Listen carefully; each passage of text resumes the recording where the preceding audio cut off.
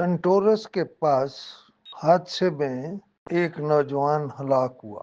हलाक इसलिए हुआ कि सीडीए ने मास्टर प्लान की खिलाफ वर्जी करते हुए वहां एक सड़क निकाल दी, क्योंकि वो सड़क मेन सड़क को आके मिलती है। हालांकि ये जो साइड की रोड्स हैं, इनको साइड की रोड के साथ मिलकर मेन रोड्स पर आना चाहिए, लेकिन ये रात को सोते सोते इन्हें ख्याल आता है कि हमें फलां जगह जाना चाहिए।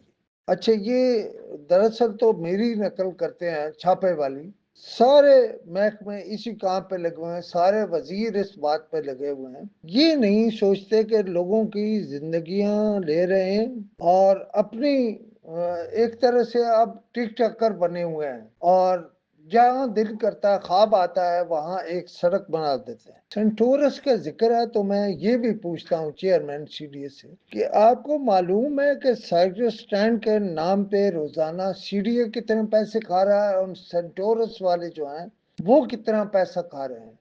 और फिर मुझे चेयरमैन सीडीए साहब ये बताइए कि ये जो सेंटोरस वाले हैं, इन्हें आपने क्यों रियायत दे रखी है कि इनका जो यानी निकास है, जो इनका बाहर आने का रास्ता है, वो जरा देखिए। अगर सीडीए जमीन यानी इन्हें ये हक ना दे तो क्या वो रुक नहीं जाता?